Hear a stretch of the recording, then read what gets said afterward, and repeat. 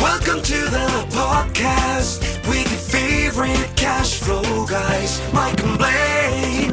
Giving you the best advice while having a beer. When you're running a business, there are problems every day. Let Mike and Blaine help you out and guide your way. Cheers to the good times with Mike and Blaine for business, beer, and BS. Oh my God, hey, this is Mike and Blaine. This is episode 98. We are 2 away from the Hundo Super PAC, right? The Hundo Super PAC. I'm Mike Mylan, also known as Cashflow Mike. That is my partner, Blaine Birch, the CEO of Dry Run. What's up, my man? How you doing? Oh man, I'm so excited. We're so close to that big 100. It's the middle of summer. It's beautiful out. We got nice cold beer. This is just awesome. Yeah, it's super cool, right? So it's like, I'm telling you, I still smile. I probably sing that jingle in the house 5 times a week. Yeah. I cannot help but sing along. I try not to, but I end up singing along. And also I'm like, oh, I'm right into my mic. I'm probably singing over the song. And I caught Heather the other day. She just was singing it just out in the kitchen, just singing away. Yeah, it's so catchy, right? Now, people that, if you've listened to this before or not before, but here's the origin story of this jingle, right? The jingle was, first of all, I wrote a company and told them what the essence of the show was. Business, beer, BS, me and you, kind of what our background was. And I said, just come up with something. We want about, 30 seconds? Is that where we're at on that thing? 30 seconds, 45, yeah, something like that? 30-ish, yeah. But here, the guidance I gave them was, I want a mix of like 70s classic, tunes, almost yacht rock type stuff. And then, but I want a hip hop now background, right? So I wanted the beat of now with the rhythm of then. And you know what happened?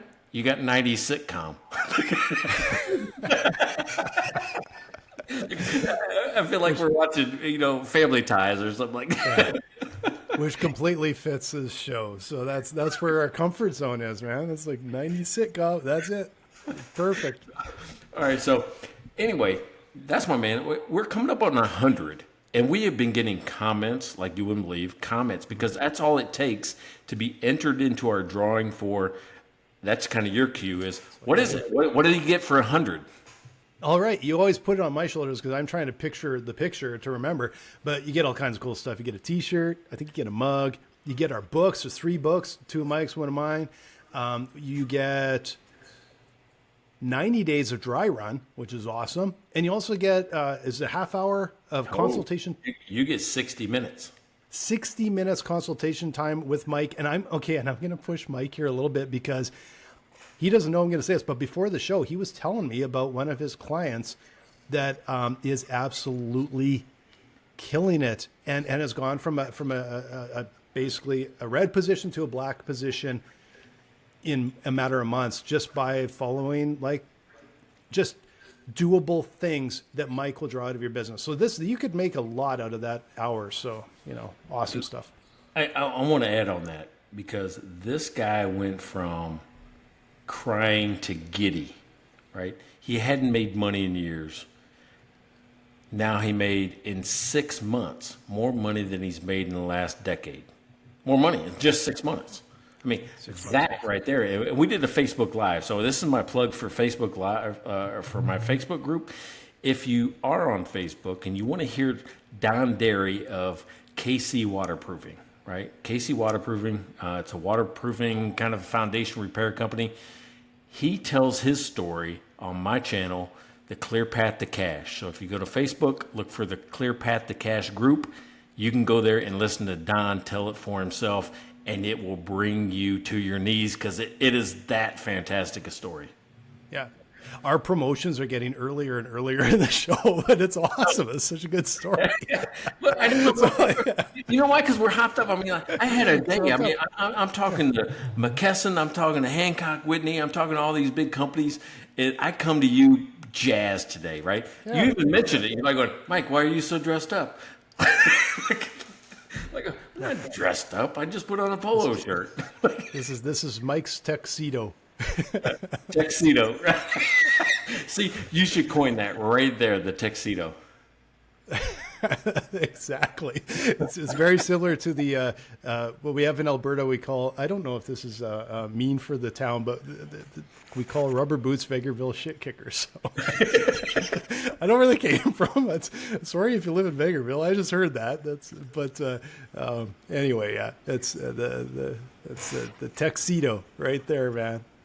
All right, so you're listening to Mike and Blaine. You can see us on mikeandblaine.com, and this is episode 98. And what we always do is talk about business. We talk about beer. We talk about BS. And you're getting a whole bunch of BS right now. So let's talk about beer. What do you got?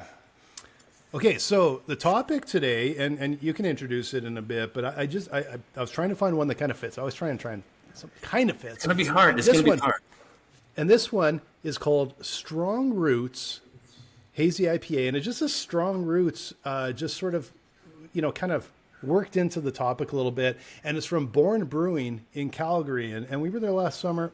It's got a great patio. It's right across the street from, I think it's right across the street from Cabin, right in the middle of the little beer district in Calgary. Terrific beer and terrific brewery. So check them out if you're in Calgary. Yeah, right on. All right, so mine's a San Antonio beer, right?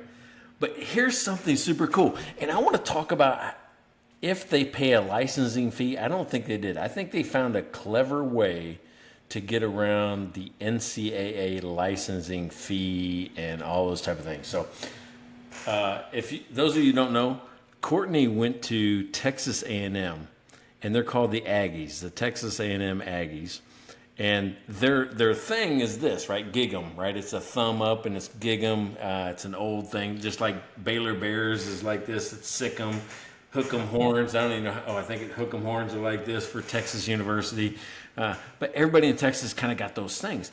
But this, it's called Ag Lager, right? It's the maroon and white, which is Texas A&M. Instead of gig 'em, it says drink 'em, right? I'm like, clever way to associate, because there's a Longhorn beer as well, Longhorn Lager, that's burnt orange and and white as well. So I'm like going, they're really walking the line on this. So anyway, this is for Courtney and all the Ags out there in Texas. Gig 'em. Nice, good beer, good pick. That could be an interesting topic, actually. I like that idea of skirting the limits as a small business. Like, how far can you push that? I just heard the other day, I read somewhere that Mickey Mouse is coming off of trademark. Like, you can only trademark it for like 100 years or something. I can't remember, but it's off of trademark soon, but only black and white.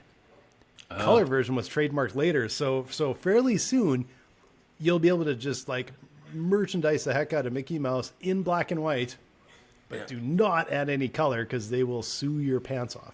Hey, look, what I tell you, the only person in the world that could get past the do not disturb is who? Courtney. That's just how it works, man.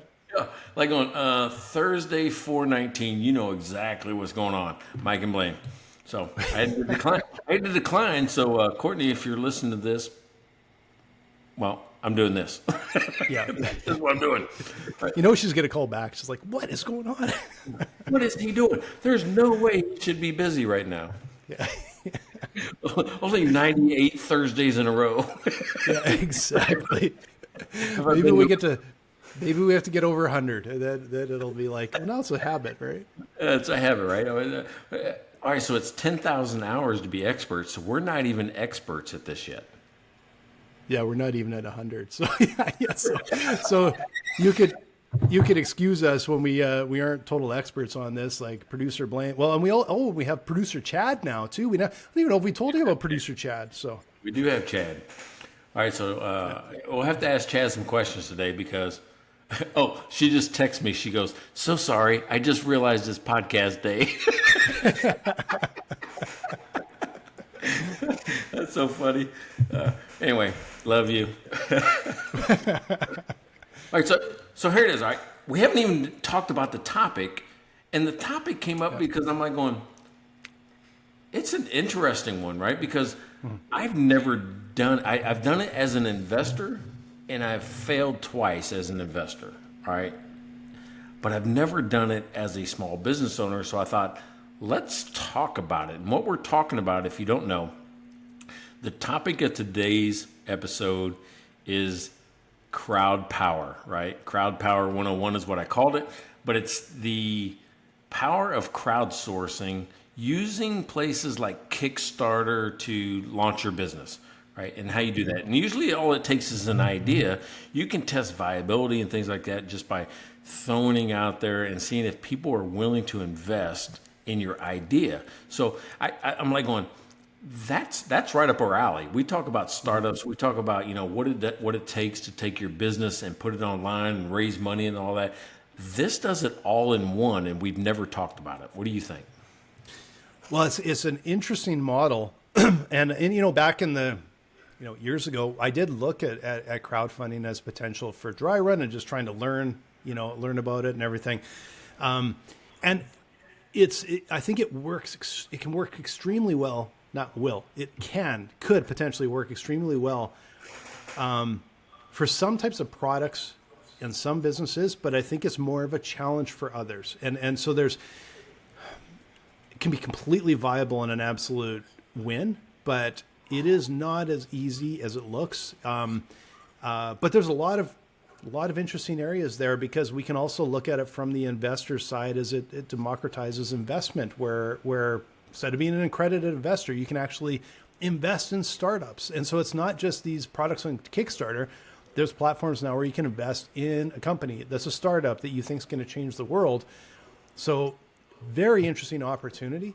Not a slam dunk for startups though either. All right. So I'm a Peloton customer, right? And if I could find room in this house for the tread, I'd probably get it, which is just to run on. I know, look at me. I'm not, I don't look like a Peloton customer. Trust me.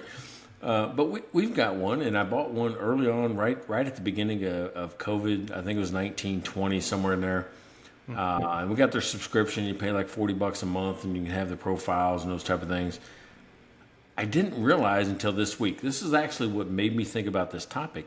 They started on Kickstarter.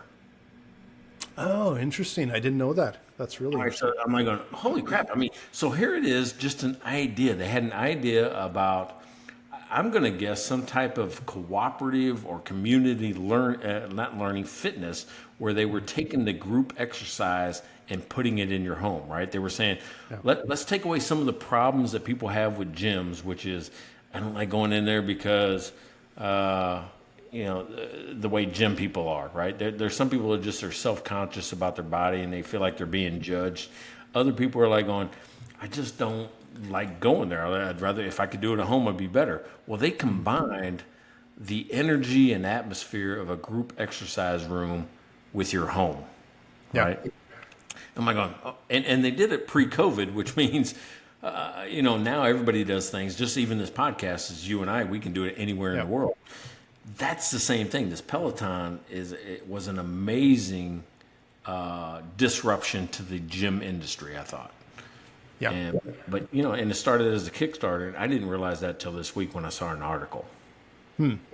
That's interesting. I didn't know they did either. And it surprises me a little bit, just because it feels like a pretty big product and investment and price point for Kickstarter, because most of the stuff I've seen on Kickstarter has been a little bit more, just a little bit lower price from what I've seen.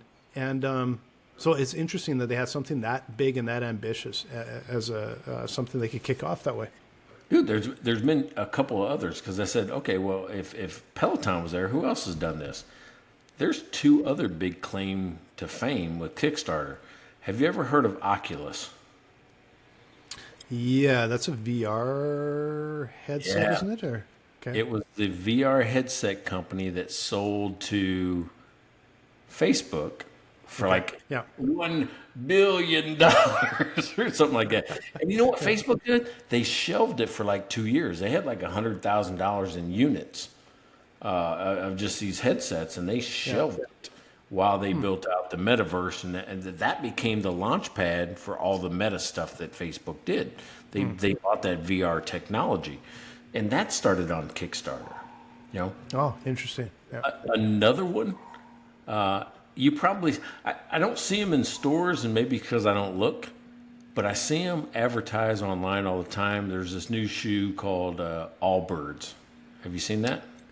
Oh, yeah. Yeah. Well, they've been around for a while. I went to the Albert store in San Francisco. That must have been like 4 or 5 years ago. It was pre-COVID. I remember walked halfway across San Francisco to go to the Albert store, and then I tried them on and went, I don't really like them, and I left. So I don't. Everyone seems to like them. I wasn't that crazy about them, to be honest. But Yeah, but it's like a lightweight dress shoe, right? Or dressy tennis shoe type thing, almost like the Cole Haans or something like that are going down now. But that was another company that started. You just said you went to their store, but they started on Kickstarter. Kickstarter. Okay.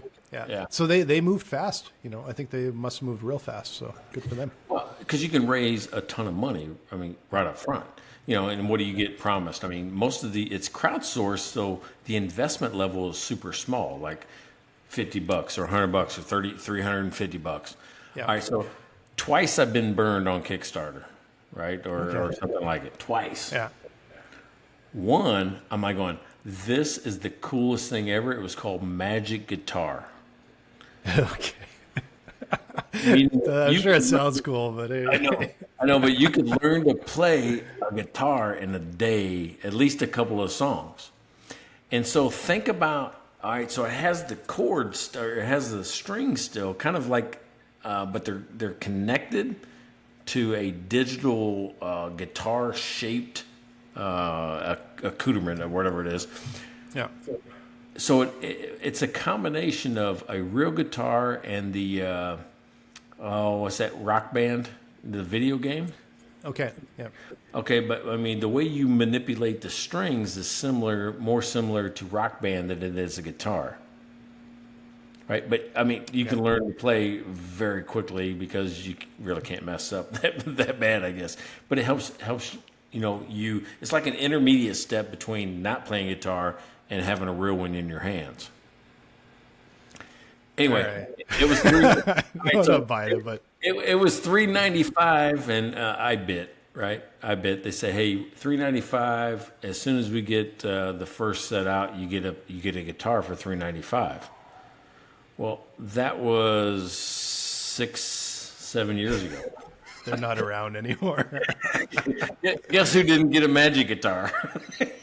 Even the prototype. I mean, they struggled for over a year to even get a prototype made, right? To even put in somebody's hands to play with, right? So that's part of it, right? I mean, sometimes on Kickstarter, you're investing in an idea. The second time I got burned is in a fantasy football software company. And I'm like going, it's pretty good because they were going to pay out real money in crypto.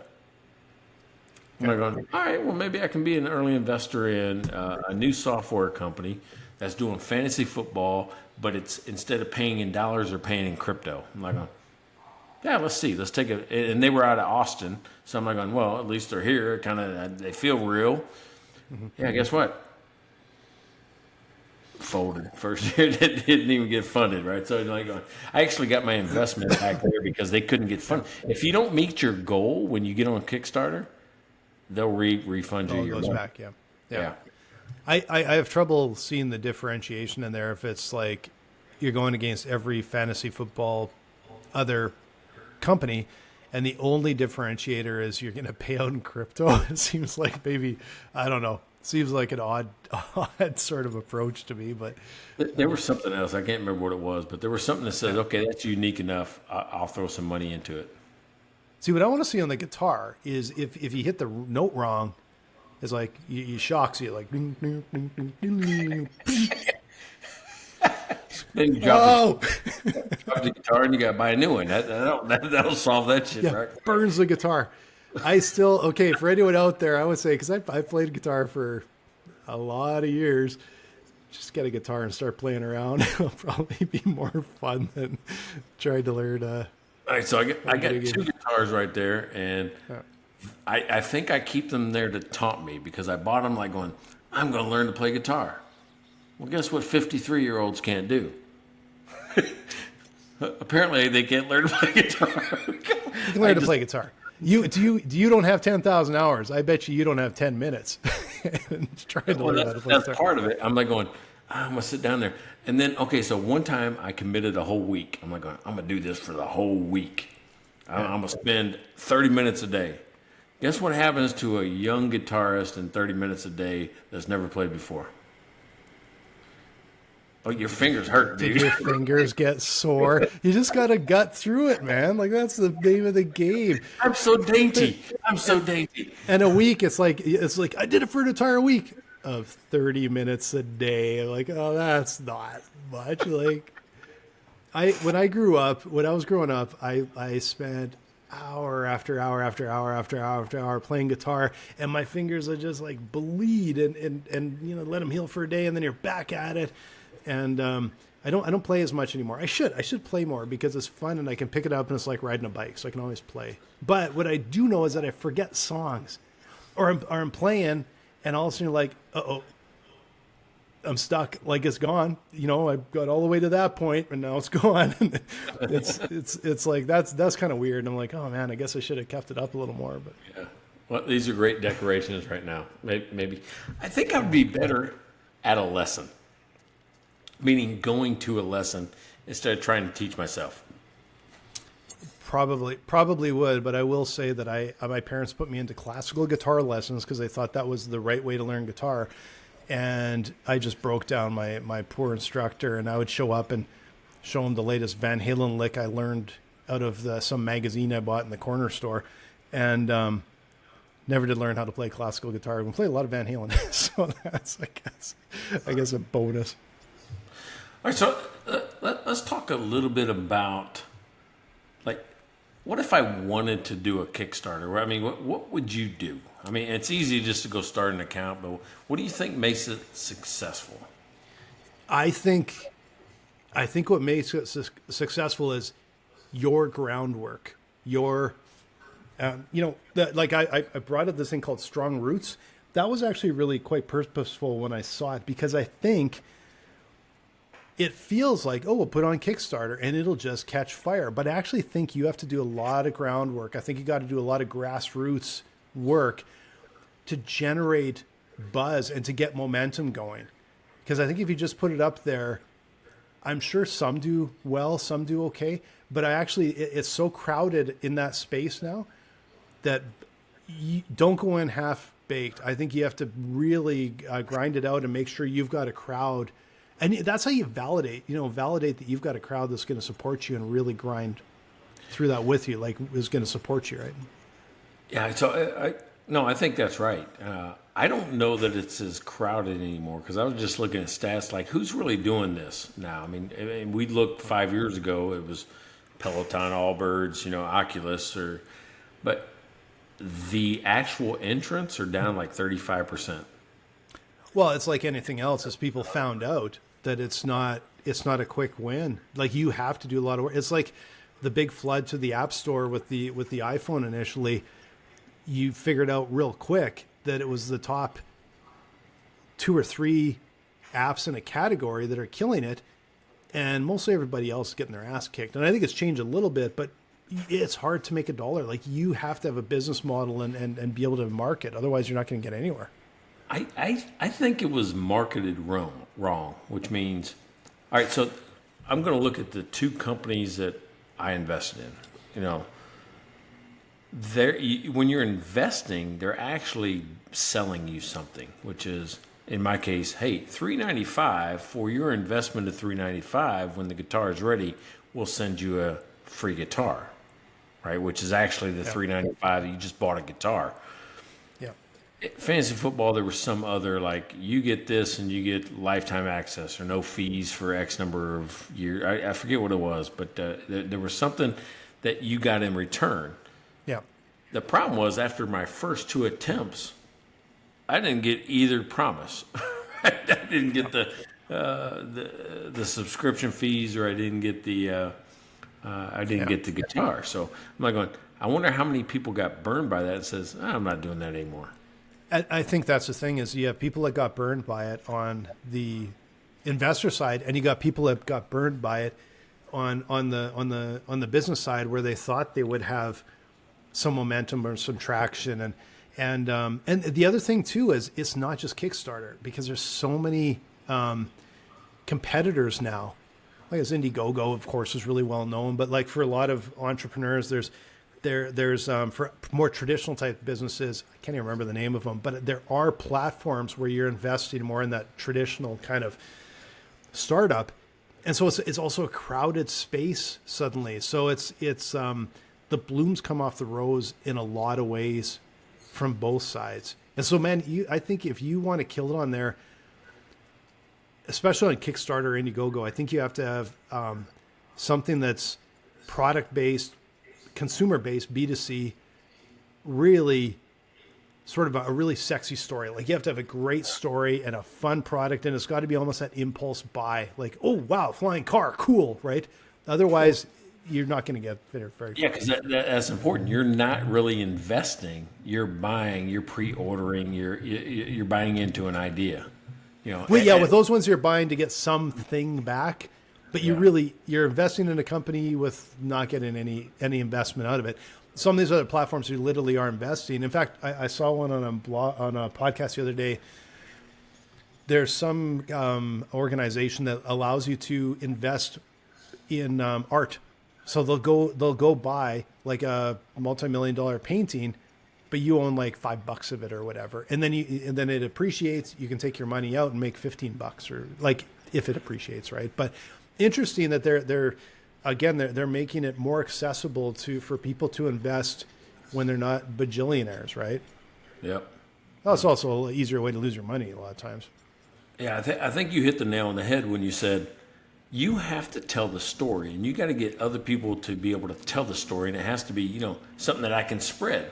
Yeah. So and to me, the story is always two parts. It's what promise do I deliver, and why should you get it? Yeah. I do this. You get it for me because it's the most unique thing ever. The other side of it is it's what I would call, like a friend of mine who's a television producer used to say, it was the holy shit factor.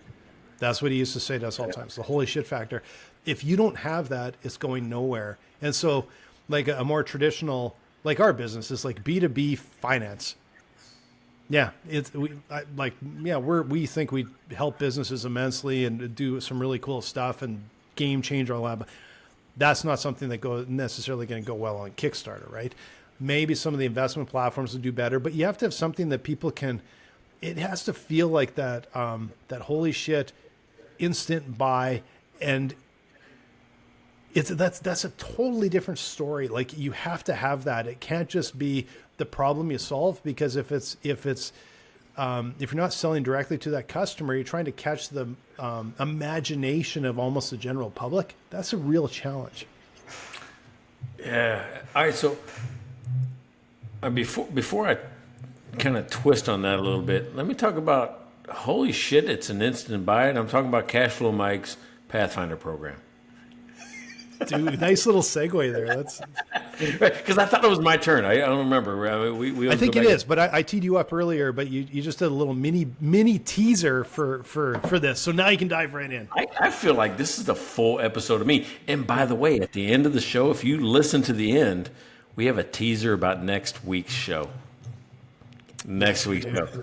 We have a teaser, right? But anyway, back to that. Hey, Cashflow Mike, right now, I am helping accountants, bookkeepers build transferable value in their own practice by helping you build an advisory services program out of the box. So if you don't know how to do it, if you don't know how to get started, Pathfinder helps you do that. If you don't know how to do ratio analysis, or you don't feel comfortable doing it, or you don't know what to do next, and you want to make sure you give the right advice at the right time for your clients, get into the Pathfinder program at cashflowmike.com, because I have a program that you can just run step by step. And at the beginning of the show, you talked about Don Dairy and KC waterproofing.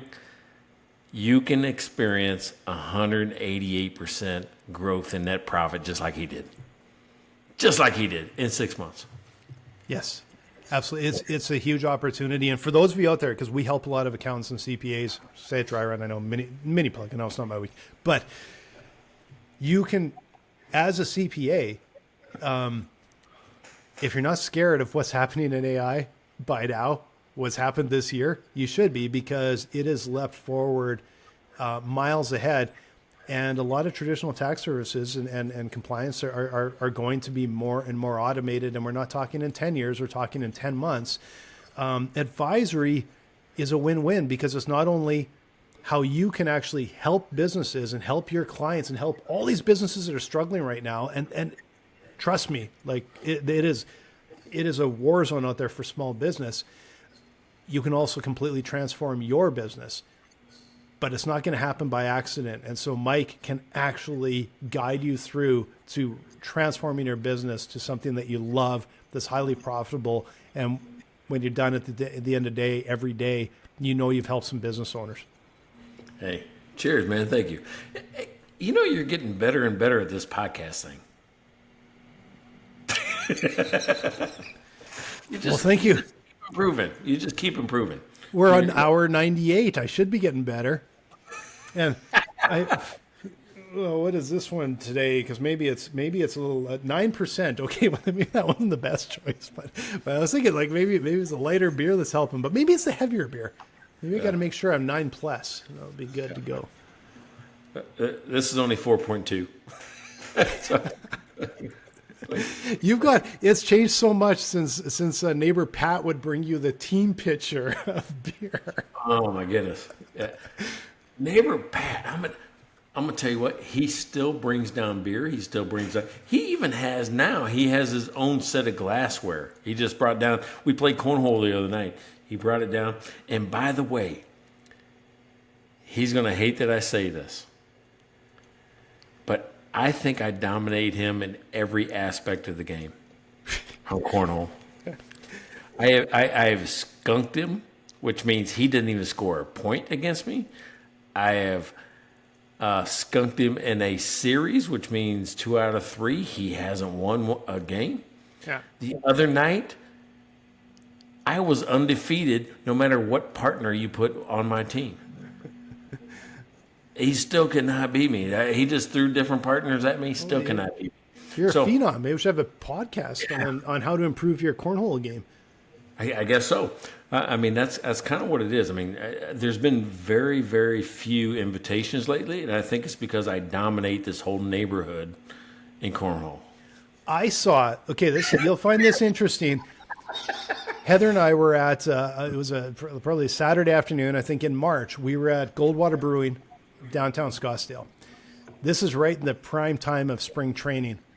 So a bunch of the MLB teams are there doing spring training, and a whole bunch of pro players came in. Now, I don't watch enough baseball to know who they were, but there was a coach and there's a whole bunch of pro players. And you could tell because these guys you can tell when a legit athlete walks in, you're like, oh shit, these guys are, and a few of them started playing cornhole, and I thought they would be better at it.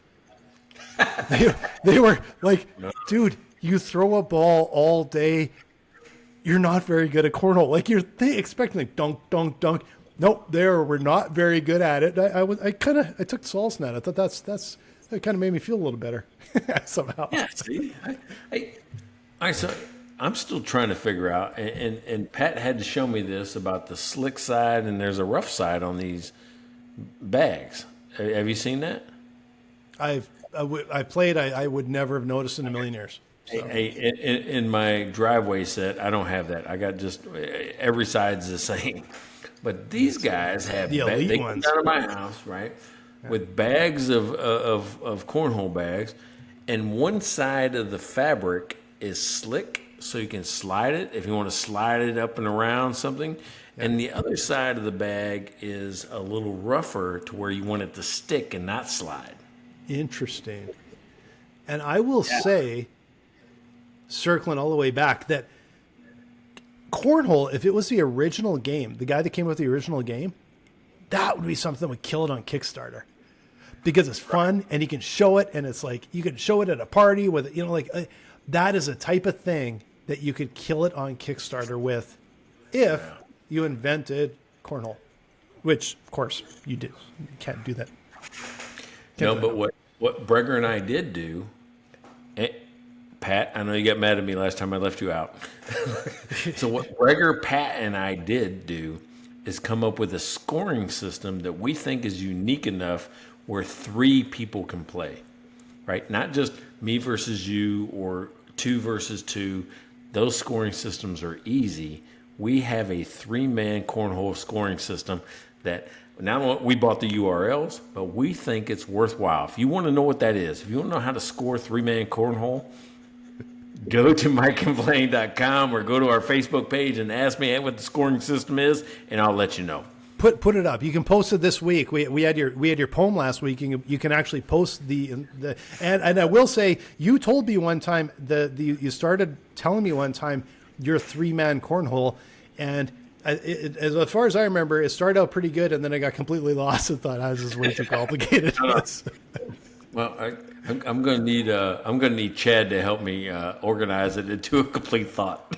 Yeah, expert Chad. So producer Chad, expert Chad. So we've got a third party, and you can also use Chad. I'm gonna send him a message right now and see what happens. Send Chad a message how you can make 3-man cornhole, and see what he says.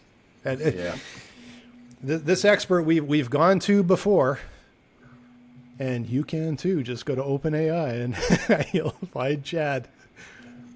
I don't think it's going to come up with anything worthwhile. All right, let's see what happens here. Oh, look at that. They got the...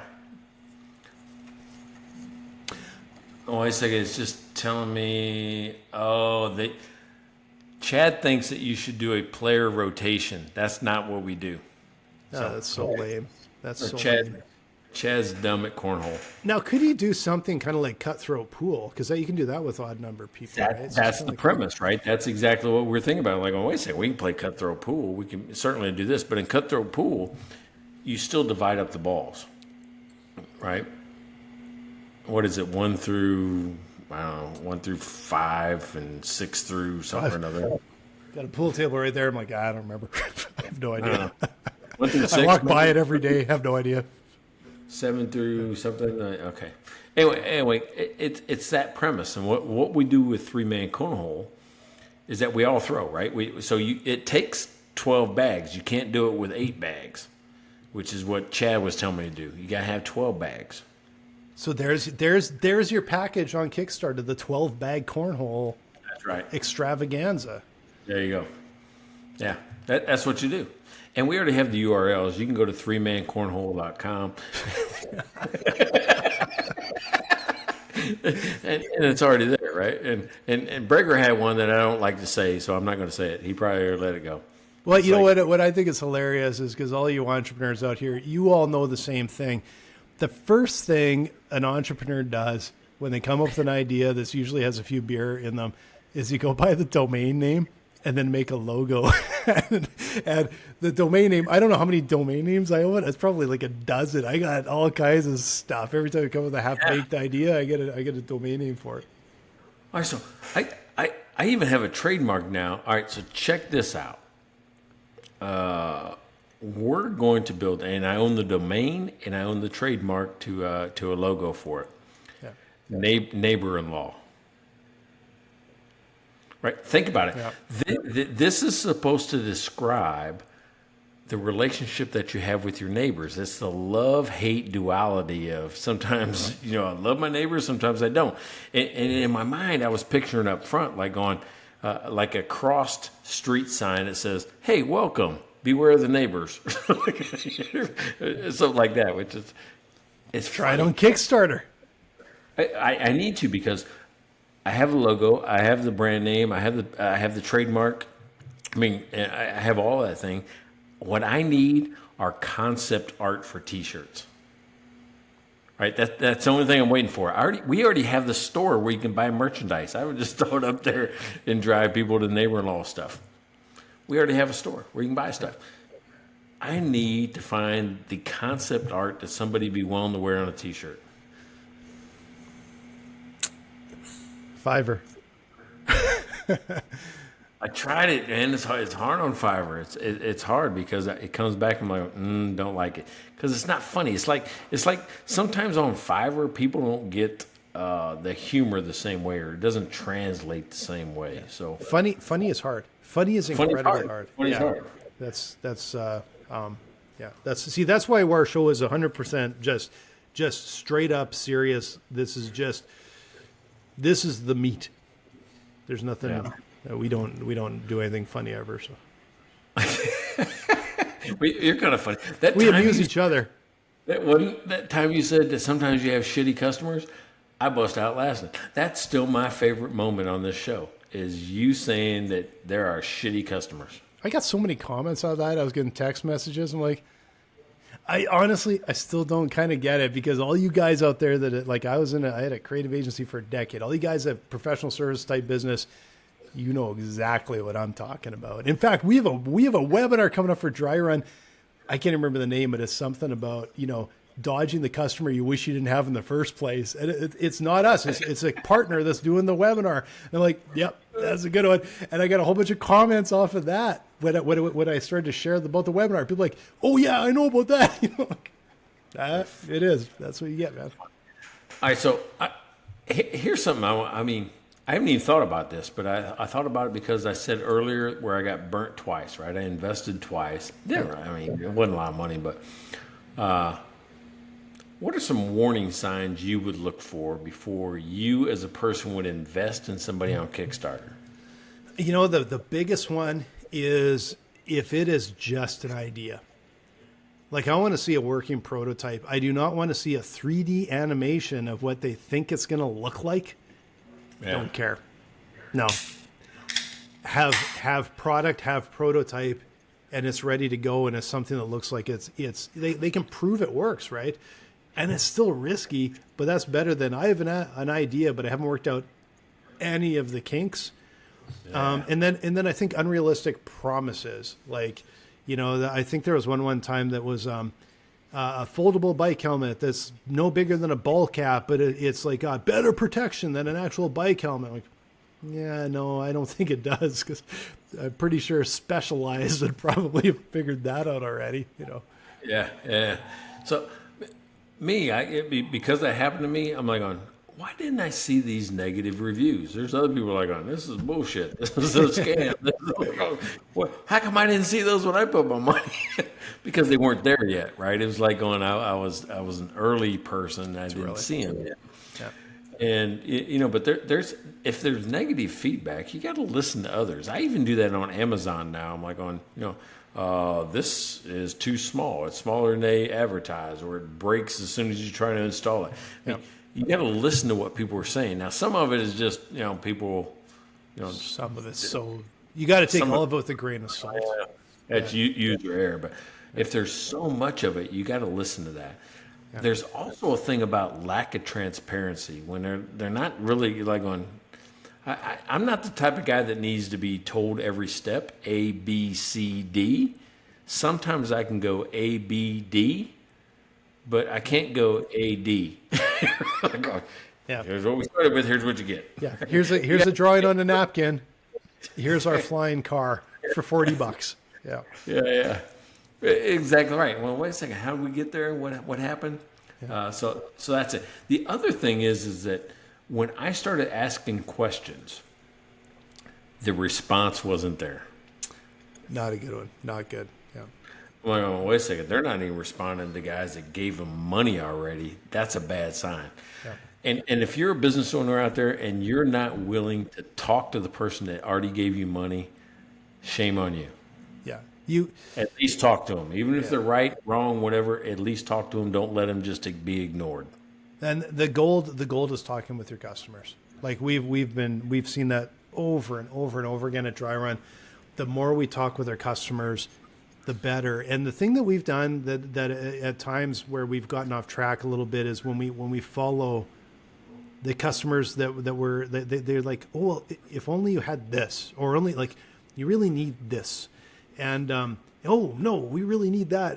But no, you know what? Go talk with your most successful customers.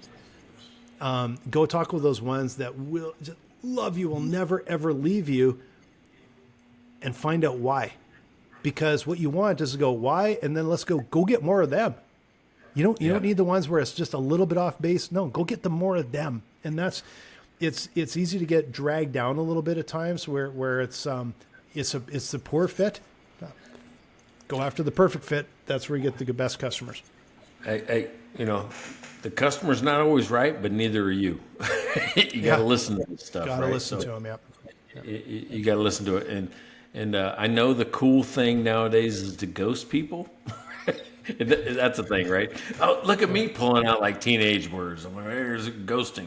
But don't ghost your customers, man. I mean, give them an answer, talk to them, fulfill your promise, which is you want to give a good product.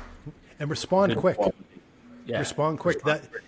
That is usually the biggest thing. If you respond quickly, it just like even if the response is, oh, I don't know, we'll look into that. Just a quick response where you acknowledge them is the number one thing to do.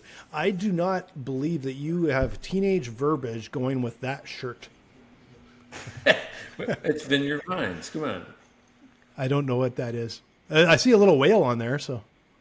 Yeah. All right. So here's the thing about Vineyard Vines. I went in there. All right. So those people that knew me like 10 years ago, they look at me now like going, man, you got a little fat. No, I'm a husky. I'm just a big bone kid. That's all. but I can't go in there and buy clothes anymore. I'm like going, there's nothing that fits me in here. These are for little kids or something. It's like, but I love Vineyard Vines. They have an awesome array of clothes. I apparently bought so much Vineyard Vines that when I went to Boston, by chance I got invited to a special event at Fenway Park for the Boston Red Sox. So imagine that, right? I'm like, well, yeah, who the hell am I, right? To be invited to, and it isn't just this little special event. You're like, oh yeah, come in there and have a beer. No, I was sitting on the Green Monster. If you know anything about Major League Baseball, the Green Monster is historic. It is an awesome place to watch a baseball game.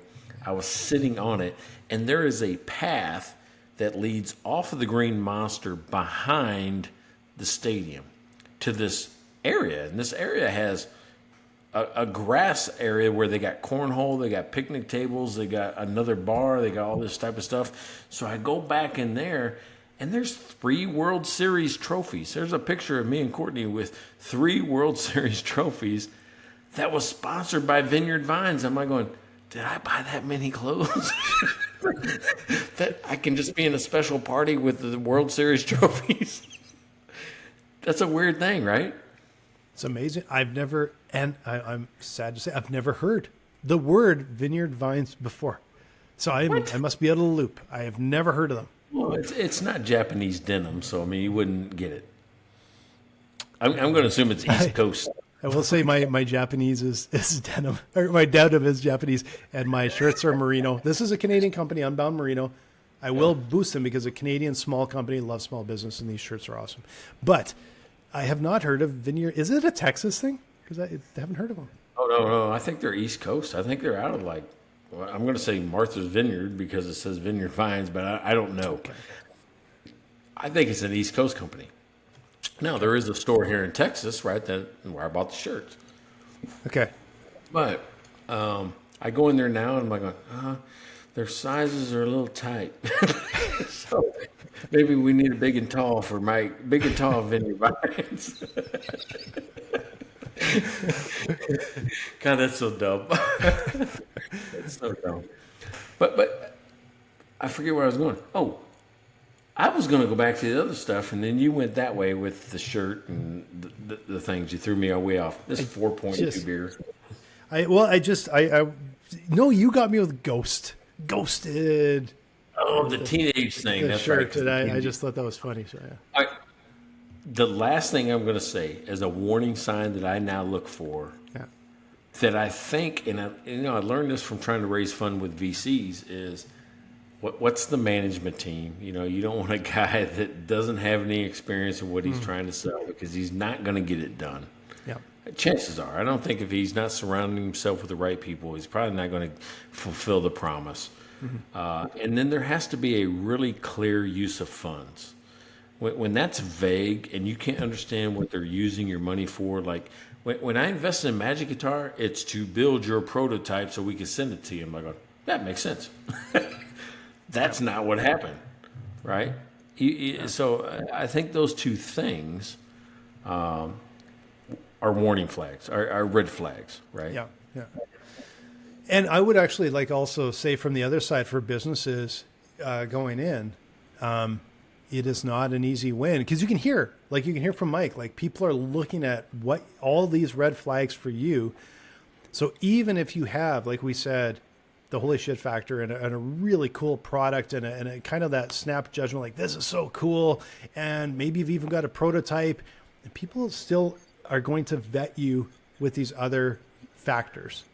And it is not just an easy win. Like it always sounds easier, I think, than it is. So if you're gonna invest time and energy into that, do it very carefully and make sure you have that groundwork and that grassroots network behind you. All right, so I teased it earlier. We should tell them, right? We should tell them. You think? Oh yeah. No, go for it, man. All right. So here it is. We rarely, if you watch these shows or listen to these shows, what do we got? 3, maybe 4 times we've ever had a guest. Yeah, and only one was sort of planned. The other ones were like call. Yeah, when we did that, we did that terrible wisdom experiment. That right? didn't work too good, yeah. Yeah, I think one planned. We've only had one real guest. One planned, one real guest. Yep. And we're Right, about to do 2. We're getting ready to do a second guest, and I know you're out there like going, "What? You guys don't do guests? It's usually just you two talking about something you don't know what you're talking about." But no, we're going to have a guest who's also going to learn a topic that he doesn't know what he's talking about. Yeah, it won't be his topic. It won't be anything he's comfortable with. Yeah, so don't think you're coming in here to listen to a sales pitch, even though you'll get a little bit of sales pitch. But we have the unique opportunity to have one of the main representatives of Profit First join us. So if you know Profit First, if you know Mike Michalowicz, if you know Ron Saharian, who runs Profit First for Mike, if you know these guys and you're familiar with Profit First, join us next week. Join us next week. Listen to Ron. Listen to see, whether or not he drinks a beer. We're not going to mandate it. He can do it. He doesn't have to do it. But we're going to drink beer, and we're going to talk about a topic that we come up with about 10 minutes beforehand, and he's going to have to hang with us. Yeah, because it's got to be topical. Got to be topical. So we don't plan it months ahead because that's not topical. Yeah, and what this tells you is that Profit First has become kind of a bigger part of our world. Right? Meaning that I partner with them because we think the clear path to cash and Profit First is a natural evolution of how we should help our clients. And dry runs right in there as well, right? I mean, it's a part of a natural extension of what's going on in our world. So I want you to listen to what Ron says next week and join us because this is a big deal. If you haven't seen Profit First, it is a nationwide bestseller and even has a number of iterations. There's Profit First for contractors, for restaurants, for you name it. They have probably 10 iterations of this thing, and it works as a foundational part of putting profit in your pocket. So what do you think? I mean, when I told you about it, you didn't. No hesitation, man. That's awesome. Like it's right up our alley. It's what we love to talk about. We love to help businesses. We love to help small business, independent business.